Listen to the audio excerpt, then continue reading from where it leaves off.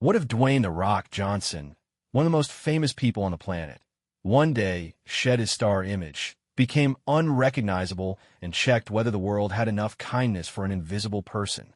He went to a place where no one expected him, an ordinary coffee shop, and what happened next will make you rethink everything you know about people. Are you ready to find out who passed his test? Dwayne Johnson, known to the world as The Rock, stood in front of a cracked mirror in a dimly lit room, staring at a reflection that didn't match the man millions adored. The chiseled jawline, the million-dollar smile, the aura of a Hollywood icon and wrestling legend, all of it was gone.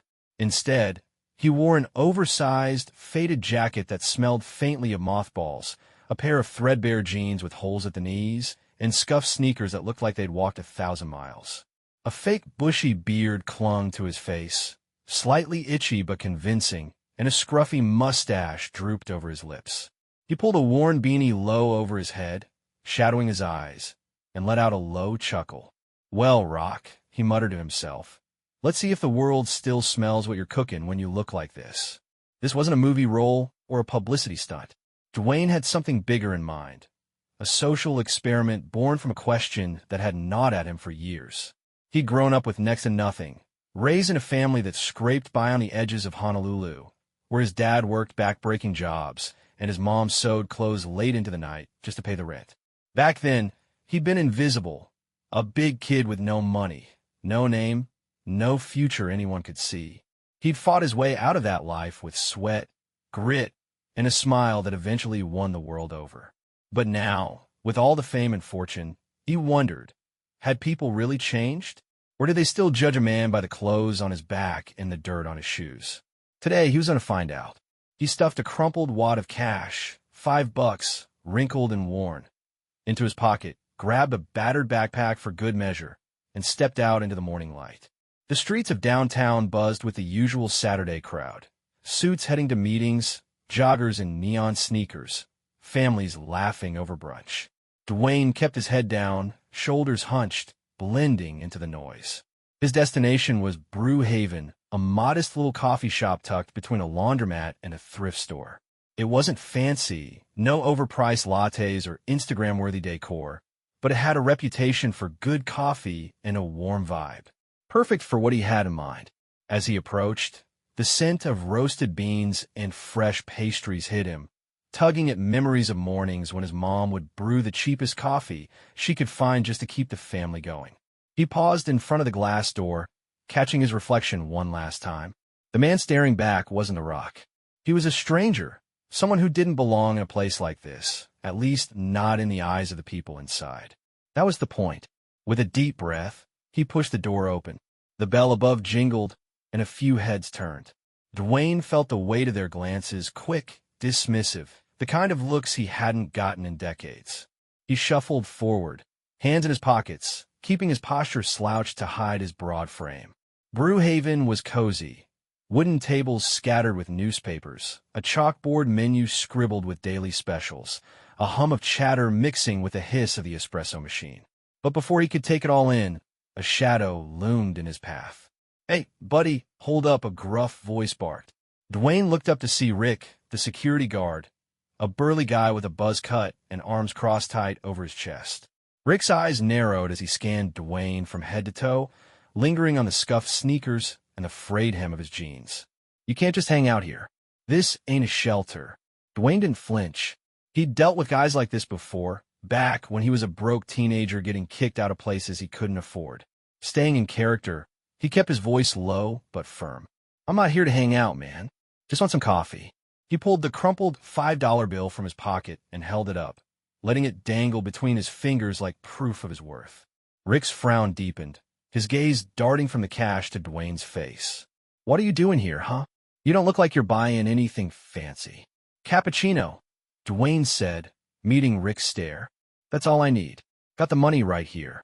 He added a small grin, the kind he used to flash when he was talking his way out of trouble as a kid. "Don't worry, big guy. I'm not going to trash the place." Rick huffed, clearly unconvinced but out of excuses. He stepped aside, muttering something under his breath, probably "damn weirdos," or worse. Dwayne nodded casually and walked past, feeling the guard's eyes boring into his back. Inside, the warmth of the coffee shop wrapped around him, a stark contrast to the cold judgment at the door. He could sense a few customers glancing his way, a woman clutching her purse a little tighter, a guy in a hoodie quickly looking back at his phone. It didn't bother him. This was exactly what he'd come for, a front-row seat to how the world treated a man who didn't look like he belonged. He made his way toward the counter, his sneakers scuffing softly against the worn wooden floor. Two baristas stood behind it, a young guy with a friendly face and a woman who looked like she'd rather be anywhere else. Dwayne took a deep breath. Step one was done. He'd gotten through the door. Now the real test was about to begin. Dwayne Johnson stepped up to the counter at Brew Haven, the faint hum of the espresso machine buzzing in his ears. The air was thick with the scent of coffee grounds and cinnamon, a comforting mix that almost made him forget he wasn't The Rock right now, just a guy in a ratty jacket with a fake beard itching his chin. Behind the counter stood two baristas, a study in opposites. The first was a young man, maybe 22, with a mop of dark hair and a smile that lit up his face like he actually enjoyed being there. His name tag read Ethan. The second was a woman, mid-20s, with sharp features and an expression that screamed she'd rather be scrolling Instagram than serving anyone. Her tag said Cindy. "Good morning," Ethan said, his voice bright and genuine as he wiped his hands on a towel. "What can I get started for you?" Dwayne opened his mouth to reply, but before he could get a word out, Cindy let out a loud scoff. "Oh, you got to be kidding me," she muttered, not even trying to keep it under her breath. She flicked her eyes over him, his patched-up jeans, the stained beanie, the crumpled bills still clutched in his hand, and rolled them so hard it was a wonder they didn't stick that way. Dwayne didn't react. He'd seen that look before, back when he was a broke kid trying to buy a burger with pocket change, only to get sneered at by cashiers who thought they were above him. Keeping his cool, he met Ethan's gaze. "Cappuccino, please," he said, his voice low but steady, the kind of tone he'd used to talk his way out of trouble in his rougher days. Ethan nodded, punching the order into the register with a quick tap. "Coming right up. You want it for here or to go?" "For here," Dwayne said, sliding the $5 across the counter. He caught Cindy's side eye as she leaned against the back wall, arms crossed, muttering something about wasting her time. Ethan, though, didn't miss a beat. He grabbed a cup, scribbled the order on it, and flashed Dwayne another smile. "Be ready in a minute." Dwayne stepped aside, leaning against a nearby pillar to watch. The contrast between the two was stark, like night and day playing out in real time. Ethan moved with a quiet energy, steaming milk with a practiced hand, while tossing a friendly, "How's your day going?" to a woman in line behind Dwayne. Cindy, meanwhile, barely looked up from her phone, huffing when she had to ring up the next customer. "Can you hurry it up?" She snapped at a guy, fumbling with his wallet, her tone dripping with impatience. Taking his cappuccino from Ethan with a nod, Dwayne shuffled to a corner table by the window. The foam was perfect, the coffee hot enough to warm his hands through the cup. He took a slow sip, letting the bitterness ground him as he settled in to observe. This was what he'd come for, not just the coffee, but the chance to see how people treated someone like him, someone they'd written off before he even opened his mouth. The cafe hummed around him. A middle-aged woman in a business suit typed furiously on her laptop, glancing at him once before looking away. Two teens at the next table giggled over their phones, oblivious to the bum in the corner. Dwayne's eyes drifted back to the counter. Ethan was chatting with an older guy now, laughing at some lame joke about the weather, while Cindy shoved a pastry into a bag and practically threw it at a customer. "Next!" she barked like she was doing everyone a favor by being there. Dwayne leaned back, the wooden chair creaking under his weight. He thought about his own past, those days when he'd been the one judge dismissed, sized up by people who didn't know he'd one day be Dwayne "The Rock" Johnson.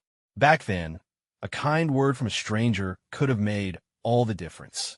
Watching Ethan, he saw a flicker of that kindness, a rare spark in a world quick to turn its back. Cindy, though?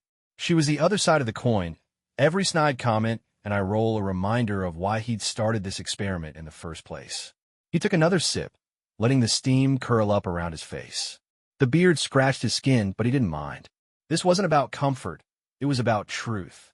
And as he sat there, blending into the background, He knew he'd only scratched the surface of what Brew Haven had to show him. Ethan and Cindy were just the beginning. The real test was still ahead. Dwayne Johnson settled into his corner seat at Brew Haven, the cappuccino cooling in his hands as he watched the cafe unfold like a stage play.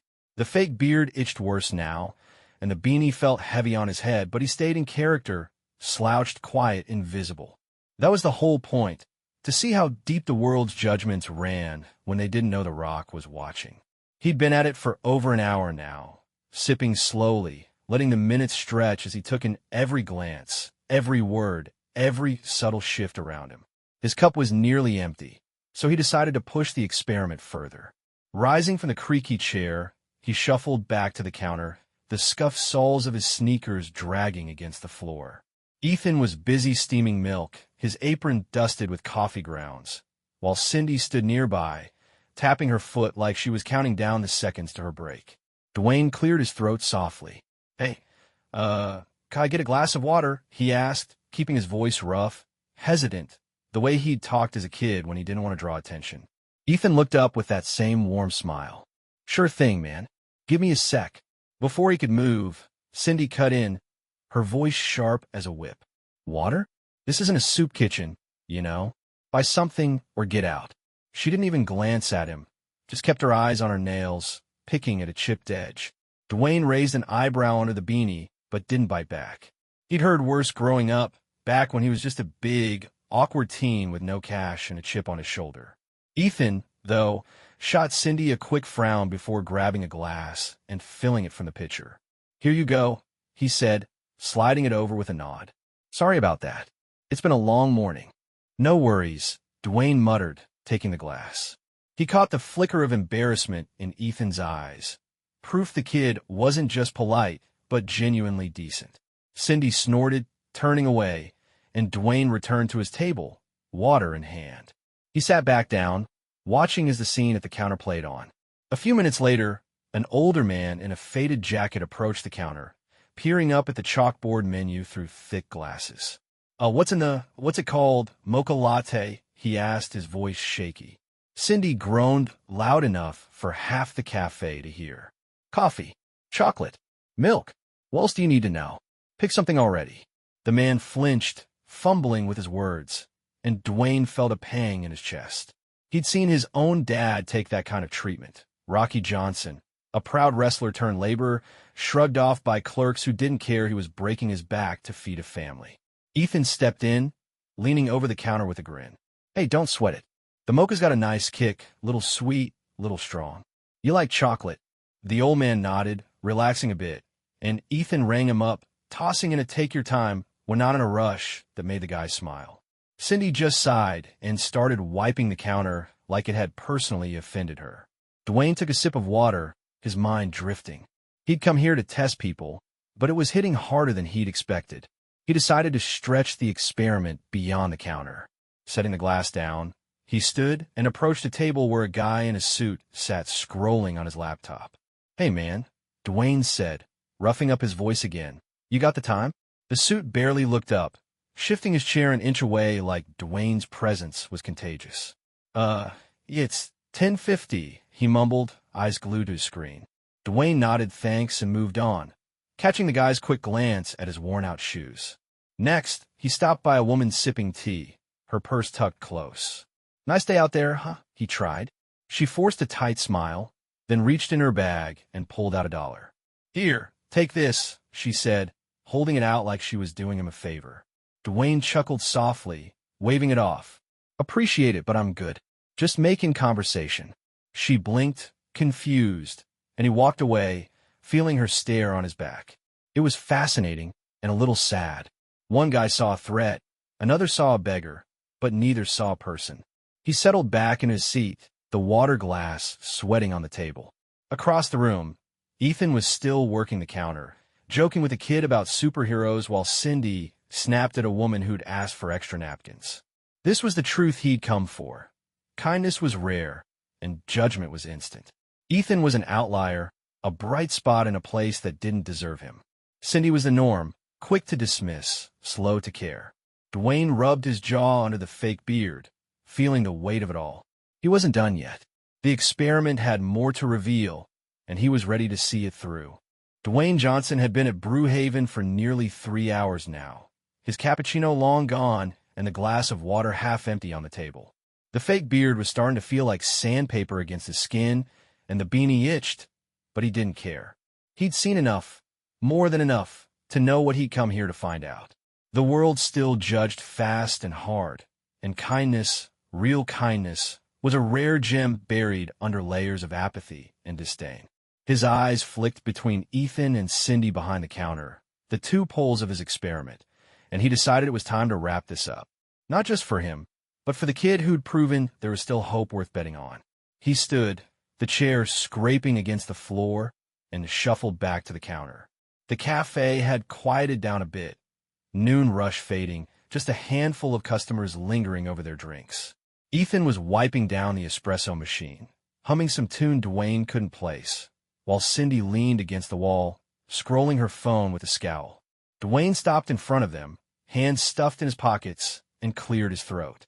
Ethan looked up first, that easy smile flashing again. "Hey, you need something else?" Dwayne nodded, keeping his voice low but letting a hint of warmth creep in. "Yeah, duh. But not coffee this time." He paused, locking eyes with Ethan. "You're a good guy, you know that? I've been watching you. How you treat people, how you don't judge. That's rare, man. Real rare." Ethan blinked, caught off guard, his cheeks flushing slightly. Thanks, sir. I just tried to do my job, you know." He rubbed the back of his neck, clearly flustered by the praise. Cindy snorted, loud and sharp, finally glancing up from her phone. "Oh, please. What's this, some feel-good movie moment? Spare me." She flicked her eyes over Dwayne, her lip curling. "And you, what's your deal, huh? Been sitting here all day like you own the place." Dwayne didn't bite. He'd dealt with worse than her attitude in his wrestling days, back when hecklers thought they could get under his skin. Instead, he reached into his jacket pocket and pulled out a sleek black business card, holding it between two fingers. "Ethan," he said, ignoring Cindy for the moment, "I want you to take this. Call the number on it tomorrow. I've got something for you, something better than this gig." He slid the card across the counter. Ethan stared at it, hesitant, then picked it up. His eyes widened as he read the name embossed in bold letters. Dwayne "The Rock" Johnson. "Wait," what he stammered, looking from the card to Dwayne and back again. Is this for real?" Cindy laughed, a harsh, barking sound. "You've got to be joking. Him? Why would anyone?" She cut off mid-sentence as Dwayne reached up, tugged the beanie off his head, and peeled the fake beard and mustache away in one smooth motion. His famous face emerged, sharp jawline, piercing eyes, that unmistakable grin, and the air in Brew Haven shifted like someone had flipped a switch. A gasp rippled through the cafe. The woman with the laptop dropped her pen. The teens at the next table froze, phones forgotten. Ethan's jaw hit the floor, and Cindy went pale, her phone slipping from her hand to clatter on the counter. "No way," Ethan breathed. You're the Rock?" Dwayne chuckled, running a hand over his now bare face. "Yeah, kid, that's me." He straightened up, shedding the slouch he'd worn all day, his broad shoulders filling out the oversized jacket in a way that suddenly made it look ridiculous. "Been here testing something, seeing how people treat a guy who doesn't look like he's got much. And you, Ethan? You passed with flying colors." Cindy sputtered, stepping forward. "Wait a minute, this is nuts. Why him? He's just a barista. I've been here longer." She stopped, realizing how petty she sounded, but the damage was done. Dwayne turned to her, his grin fading into something sterner. "Because he gets it, Cindy. Kindness is strength. Respect isn't tied to a paycheck or a fancy suit. It's about how you treat people, period. You could learn a thing or two from him." His voice softened as he looked back at Ethan. "I saw how you handled that old man, the lady with the napkins, even me when I looked like nobody. That's the kind of heart I want on my team." Ethan clutched the card like it was made of gold, still processing. I don't know what to say. Thank you. This is insane. Say you'll call," Dwayne said with a wink. "That's all I need." He glanced around the cafe, catching the wide-eyed stares of the other customers. "Look, I didn't do this to play hero. I grew up with nothing, kicked out of places, judged by folks who didn't know I'd make it. I wanted to see if the world's different now. And yeah, it's still got work to do. But you, Ethan, you're proof it's not all bad. Cindy crossed her arms, fuming silently, but Dwayne ignored her. He clapped Ethan on the shoulder, a solid, reassuring grip. Tomorrow, kid. Don't let me down. With that, he turned and headed for the door, the bell jingling as he stepped out into the daylight. The cafe erupted into whispers behind him. Phones snapping pics, voices buzzing with "Did that just happen?" Dwayne didn't look back. He'd gotten his answer, and he'd found something worth investing in. The experiment was over, but for Ethan and maybe even Brew Haven, it was just the beginning. The next morning, Ethan stood in his tiny apartment, staring at the sleek black business card Dwayne Johnson had handed him. His hands trembled as he traced the embossed letters. Dwayne "The Rock" Johnson, still half convinced yesterday had been a dream. He'd barely slept, replaying the moment The Rock peeled off that fake beard, his voice echoing in Ethan's head. Call the number tomorrow. Now, with the sun barely up, he paced the cracked linoleum floor, phone in hand, heart pounding. This was it, his shot at something bigger than steaming lattes at Brew Haven. He dialed the number, each ring stretching into eternity. A crisp voice answered. "Johnson Entertainment, how can I assist you?" Ethan stumbled over his words, mentioning the card, Brew Haven, The Rock. The woman on the line didn't miss a beat. "Mr. Johnson's expecting your call. Can you come in today? 11 o'clock, downtown office." Ethan nearly dropped the phone. Yes, I'll be there," he managed, and hung up dazed. He had 3 hours to get ready for an interview with Dwayne Johnson's team. It felt surreal. By 11, Ethan stood outside a gleaming high-rise, his best shirt ironed, his tie slightly crooked. He'd scraped together bus fare, leaving his beat-up apartment behind, and now he felt small against the glass and steel of the building. Inside, the receptionist waved him to a plush waiting area, and soon a man in a sharp suit called him in. The interview wasn't what he'd expected. No stiff questions about resumes or references. Instead, they asked about his life, his film studies degree he'd never used, his dream of making movies that inspired people, how he'd worked at Brew Haven to help his mom pay bills after his dad's mechanic shop closed. Ethan poured his heart out, and when it was over, the man smiled. "We'll be in touch." 2 days later, his phone rang, an unknown number. Ethan answered, and a familiar voice boomed through. "Ethan, it's Dwayne. You ready to work hard, kid?" Ethan froze. "You're hired. Welcome to the team at Johnson Entertainment. We're starting you in production, gonna get those dreams of yours off the ground." Ethan stammered a thank you, tears stinging his eyes as Dwayne laughed. "Don't thank me yet. Show me what you've got." Life changed fast after that. Ethan's first paycheck dwarfed anything he'd made at Brew Haven. He moved his family, his mom, dad, and little sister, out of their cramped rental into a modest house with a yard. His mom cried when she saw the kitchen, big enough to cook the meals she'd always dreamed of. His dad, a quiet man with grease-stained hands, gripped Ethan's shoulder and said, "Proud of you, son." Ethan framed Dwayne's business card, hanging it on his wall as a reminder of the day kindness opened a door he'd never thought possible. Back at Brew Haven, word of Dwayne's visit spread like wildfire. Customers whispered about The Rock, some claiming they'd suspected it all along, others kicking themselves for not noticing. Cindy, though, didn't fare so well. Her attitude, snapping at Ethan after the reveal, her snide remarks caught on a bystander's phone, made its way to the manager. Complaints piled up, old ones resurfacing about her rudeness to regulars. A week later, she was transferred to a dingy franchise across town, where the coffee was burnt and the tips were scarce. She'd blown her chance, and the gossip at Brew Haven turned her into a cautionary tale. Don't be a Cindy. Dwayne, meanwhile, returned to his world of red carpets and film sets, but Brew Haven stayed with him. Late one night, sitting in his office overlooking L.A., he thought about the experiment. He'd gone in expecting the worst, judgment, cold shoulders, the stuff he'd known as a kid, and he'd found it. The suit who'd recoiled, the woman with her pity dollar, Cindy's venom. They were proof the world still sized people up by their shells. But Ethan? Ethan was the surprise, the spark that made it worth it. Dwayne smiled, scribbling a note for his next speech. "Doesn't matter what you wear or what you've got in your pocket. What matters is how you treat the person in front of you. That's strength.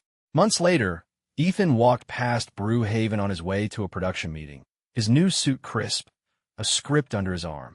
He glanced through the window, new baristas behind the counter, the old vibe still humming, and remembered that corner table, that cappuccino, that moment his life turned. He'd never forget what Dwayne taught him. Kindness wasn't weakness, it was power. And he'd carry that with him. From the janitors he greeted to the directors he'd one day pitch to. As for Dwayne, he'd proven his point. The world wasn't perfect, but it had its Ethans, people who'd rise if you gave them a hand. And that was enough to keep fighting for.